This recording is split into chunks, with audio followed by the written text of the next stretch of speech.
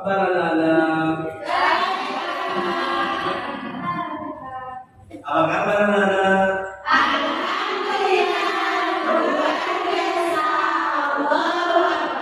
Baik, terima kasih. Bersama saya Bapak Rahman dalam ilmu komunikasi organisasi. Sebelum kita mulai pelajaran pada hari ini, mari kita buka dengan bacaan doa bersama.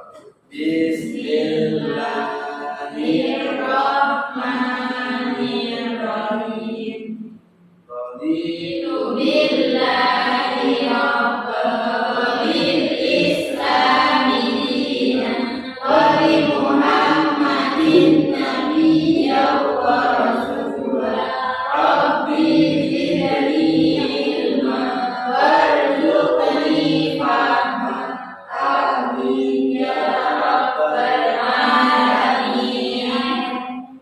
Baik, sebelum saya mulai pelajaran pada hari ini, saya akan mengabsen dulu teman-teman di MPI semester 7.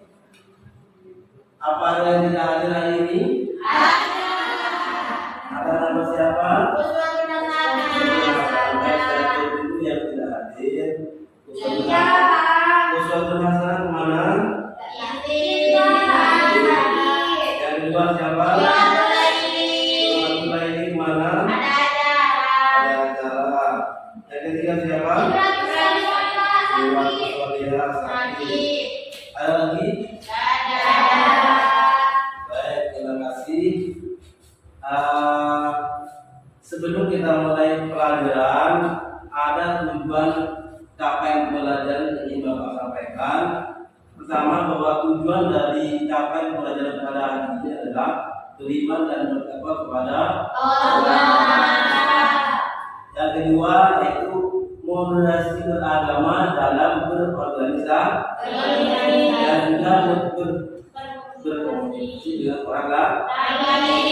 Yang ketiga, tujuan capaian pelajaran pentingnya komunikasi. Yang ketiga, proses terjadinya komunikasi. Yang keempat, pengembangan komunikasi dalam organisasi. Jadi itulah tujuan capaian pelajaran pada hari ini. Sedangkan baik, sebelum saya mulai, saya beri apresiasi dulu. Saya kasih beberapa kode-kode. Di sini ada, karena ada ini tulisan ya. Coba kalian bisa dibaca apa ini?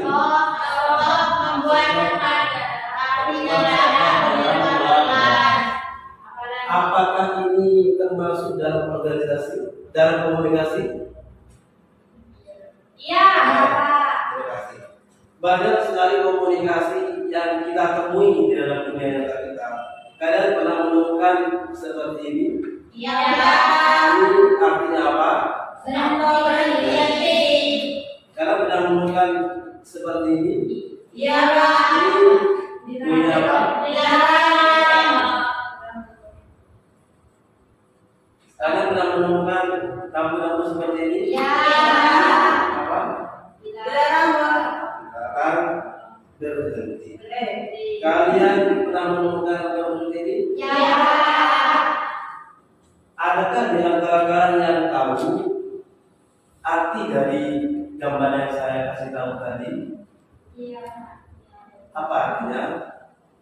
Bahwa komunikasi itu bukan hanya bisa sebatas verbal atau pembicaraan, tetapi komunikasi bisa komunikasi non-verbal atau yang bersifat rambu-rambu atau isyarat. Ada isyarat dalam berhenti, ada isyarat dalam belok kanan, ada isyarat dalam belok kiri. Seperti juga lampu lalu lintas, lampu merah, lampu kuning, lampu hijau, itu semuanya adalah komunikasi itu bentuk komunikasi. Jadi komunikasi itu adalah definisi komunikasi merupakan proses mengirim dan menerima simbol-simbol yang memiliki arti dalam rangka pertukaran informasi agar terjadi saling pengertian antara dua orang atau lebih.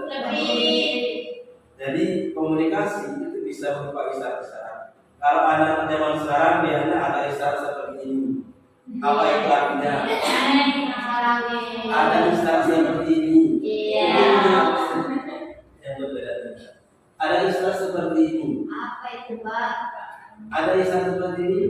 Ada. Apa itu? Ada isyarat seperti ini. Apa itu? Apa? Sama. Jadi itu adalah bentuk-bentuk komunikasi. Komunikasi itu luas sekali. Sedangkan gaya komunikasi, setiap orang dalam berkomunikasi punya gaya. Yang pertama itu gaya asertif, yang kedua gaya agresif, yang ketiga gaya pasif. Bagaimana gaya aktif? Gaya aktif itu adalah sikap yang mampu mengekspresikan perasaan dan diri, tidak mengambil keuntungan dari orang lain. Jadi dia itu berpikir apa, tidak mementingkan dirinya sendiri dan tidak pernah mengambil keuntungan dari orang lain. Sifat seperti ini tidak bisa dimiliki oleh seorang pedagang, karena seorang pedagang dia itu harus bagaimana dia dalam setiap komunikasi dengan orang lain dia bisa mengambil keuntungan. Yang kedua, gaya agresif. Gaya agresif itu adalah gaya yang menyatakan perasaan dan harga diri. Berjuang memperoleh keuntungan orang lain dengan cara tidak adil. Ini tidak baik. Tetapi banyak sekali orang menggunakan cara-cara seperti ini untuk mengambil keuntungan. Lebih seorang pedagang dia akan berusaha mengambil keuntungan dengan berbagai cara. Yang penting dia mendapatkan laba sebanyak-banyaknya. Yang ketiga, gaya non asertif. Dicirikan dengan takut. Dia takut berkomunikasi dan perilaku yang mengingkari diri tidak efektif. Memberi keuntungan tidak adil bagi orang lain. Jadi sikap yang antara ini selain dia tidak adil pada dirinya sendiri, dia juga tidak memberikan keuntungan kepada orang lain. Nah ini saya tidak harap kalian punya sifat dan seperti ini. Saya berharap kalian punya gaya komunikasi yang asertif. Bagaimana kalian bisa mengangkat harga diri kalian masing-masing, tetapi juga tidak mengambil keuntungan terhadap orang lain. Kemudian saya jelaskan dulu, dalam berkomunikasi kita harus memperhatikan 6 hal. Seperti yang telah saya sampaikan pada pertemuan sebelumnya, yang dikenal dengan dalam singkat apa itu reaksi. Iya. Mungkin ada yang tahu. R yang pertama itu apa? Respect. Yang kedua, apa itu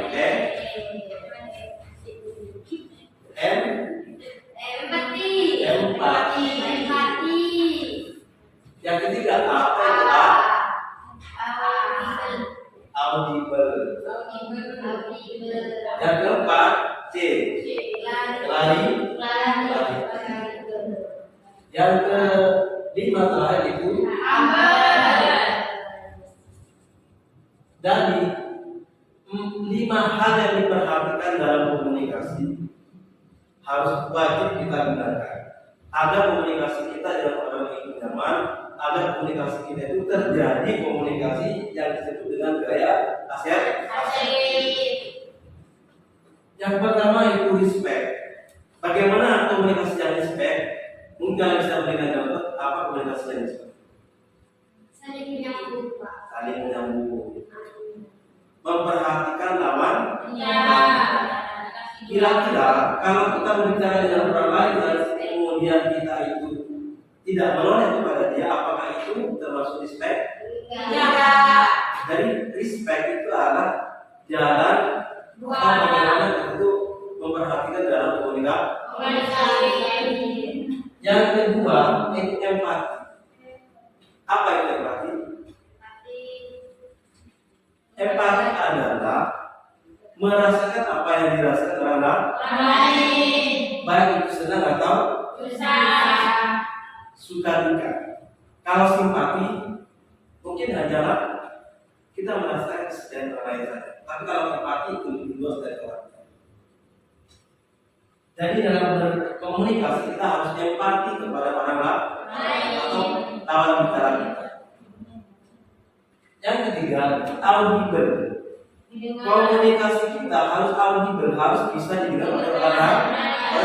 Jangan sampai kita berkomunikasi tetapi kita tidak memperjelas suara kita, tidak memperlantar suara kita. Itu tidak audible. Makanya kita itu harus audible. Jadi bisa didengar, bukan serah-serah. Yang keempat, clarity, jelas. Jadi jangan sampai komunikasi kita menggunakan bahasa yang tidak jelas. Lebih-lebih kita banyak menggunakan bahasa-bahasa yang menyinggung perasaan orang lain. Tidak baik. Jadi bagaimana kita itu dalam berkomunikasi itu harus tahu clarity.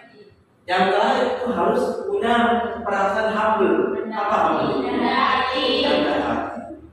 Tetapi bukan rendah hati. Rendah hati. Kita selalu merasa sama dengan orang lain. Jangan sampai menganggap bahwa kita itu lebih mulia dari orang lain. Jangan sampai kita menganggap orang lawan bicara kita itu orang yang rendah. Jangan sampai menganggap lawan bicara kita itu orang yang hina, sehingga kita itu tidak empati, kita tidak respect pada dia, atau kita malah tidak aku pada mereka. Di pondok misalnya, kita walaupun seorang senior di pondok, tetapi kita dalam memanggil teman-teman orang lain, kita harus respect. Jangan sampai kita menamai namanya, kita suka-suka. Misalnya namanya Maria, kita panggil Mar. Itu orang lain. Misalnya namanya Nur Halimah, kita panggil Mah gitu. Itu orang lain. Jadi komunikasi yang respect itu dia selalu memanggil dengan nama yang lebih lengkap, atau memanggil nama yang lebih sopan dengan panggilan yang lebih sopan, misalnya kakak atau adik. Itu lebih baik. Saya awali Kak Halimah atau Dik Mariati, Dik Mariam. Itu lebih respect daripada kita memanggil namanya dengan separuh. Selanjutnya, media komunikasi.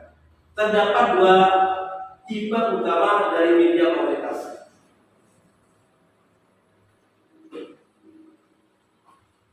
Pertama yaitu komunikasi yang bersifat verbal. Kira-kira apa komunikasi yang bersifat? Komunikasi yang bersifat verbal adalah komunikasi yang bersifat lisan. Jadi dia itu berbentuk kalimat atau verbal. Jadi dia itu harus berupa lisan atau tulisan. Buku-buku yang kita baca itu komunikasi verbal. Pembicaraan yang kita bicarakan atau dialog dengan orang lain itu adalah komunikasi verbal. Jadi komunikasi verbal atau verbal communication itu interaksi tatap muka atau face to face antara saya dengan kalian, face to face, antara teman dengan teman, face to face, atau lisan. Jadi lisan seperti tuan kita, atau tulisan. Jadi tulisan-tulisan yang ada di tembok, yang ada ini, yang memberikan pesan kepada kita, ya, dilarang membuang sampah sembarangan. Silakan pakai pakaian Islam. Silakan bersihkan tempat. Itu merupakan komunikasi verbal, walaupun itu berupa tulisan. Yang kedua, komunikasi non verbal. Non verbal itu artinya bukan berbentuk kalimat, bisa berbentuk isyarat, bisa berbentuk simbol-simbol dan lain sebagainya. Komunikasi ini dilakukan dengan ekspresi wajah. Jadi ekspresi wajah yang berbentuk cemburu itu merupakan bentuk komunikasi. Ekspresi wajah yang selalu tersenyum ceria itu bentuk komunikasi. Posisi tubuh membelakangi atau menyampingi Kontak mata itu juga bentuk komunikasi. Bahasa tubuh lainnya itu juga bentuk. Seperti yang kami bicarakan bahwa itu atau yang saya tunjukkan tadi dilarang belok, dilarang berhenti, itu juga bentuk komunikasi. Ada pertanyaan sebelum saya lanjutkan? Saya harap kalian bisa bertanya.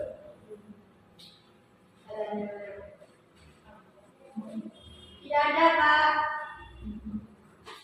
Baik, sekarang saya kasih tugas dulu ya. Ya, Pak. Tugas. Saya kasih tugas, saya bentuk 3 kelompok. Hitungan 1, 2, 3 ya. Ya. 1, 2, 3, 1, 2, 3 ya. 1, 2, 3, 1, 2, 3. Baik, di siapa aja yang nomor 1? Nomor 1 silakan berkumpul sama nomor 1. Nomor 2 silakan berkumpul sama nomor 2. Nomor 3 silakan berkumpul sama nomor 3. 2.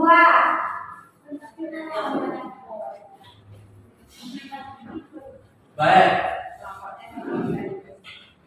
Tugas kalian adalah silakan temukan bentuk-bentuk komunikasi yang kalian temui di dalam kehidupan sehari-hari. Temukan, ya, tugasnya adalah temukan bentuk-bentuk komunikasi. Silakan ditulis nanti setiap kelompok wajib memberikan atau membacakan hasilnya.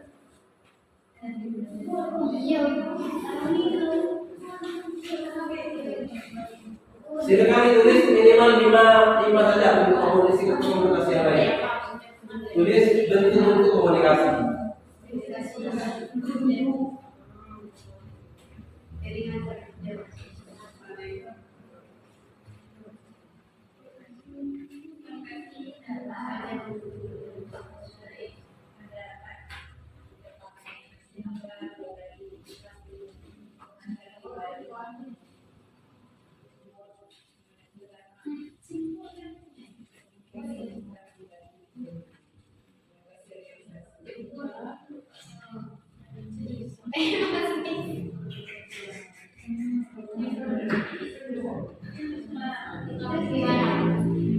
Sudah selesai? Baik. Kalau sudah selesai, dipersilakan setiap kelompok maju ke depan dan membacakan hasilnya. Jangan bergerak.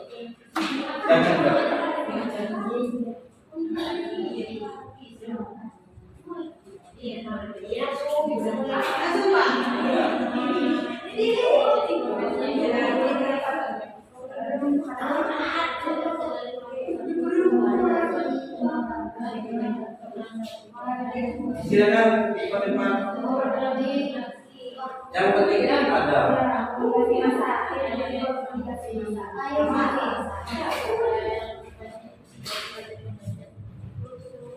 Bentuk-bentuk komunikasi adalah dari mana? Pertama, komunikasi intrapribadi.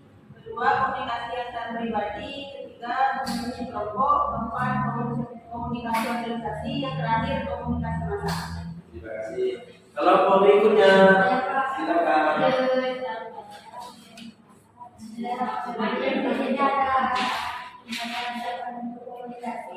Yang pertama komunikasi massa, yang kedua komunikasi publik, yang ketiga komunikasi lintas budaya, yang keempat interpersonal, yang kelima interpersonal. Baik, terima kasih. Selanjutnya kelompok ketiga terakhir. Di sini ada 2 komunikasi. Yang pertama yaitu komunikasi verbal, di mana bentuknya dari komunikasi verbal ini yaitu KBM, kegiatan belajar mengajar.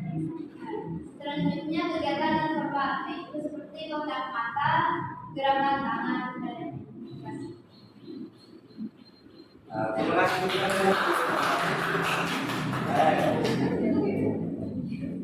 Selanjutnya saya akan memberikan kesimpulan terhadap pertemuan pada hari ini. Jadi komunikasi itu adalah proses terjadinya pengiriman pesan dan penerimaan pesan. besar. Kemudian gaya komunikasi itu ada tiga, ada gaya asertif, ada gaya agresif, dan ada gaya non asertif. Yang terakhir, kita dalam berkomunikasi harus memperhatikan 5 hal yang terakronim dalam singkatan TEAK. R, respect, E, empati, A, audible, C, clarity, dan H, channel. Jadi 5 hal itu kita harus pegang dalam berkomunikasi dengan orang lain, sehingga kita dalam berkomunikasi itu bisa berkomunikasi dengan baik dan kita dihargai juga oleh orang lain. Demikian pertemuan hari ini. Semoga kita bisa berjumpa kembali dalam wilayah kesempatan yang lebih baik, dan sampai jumpa di video berikutnya. Akhirnya dari saya kurang lebih maaf. Wassalamualaikum warahmatullahi wabarakatuh.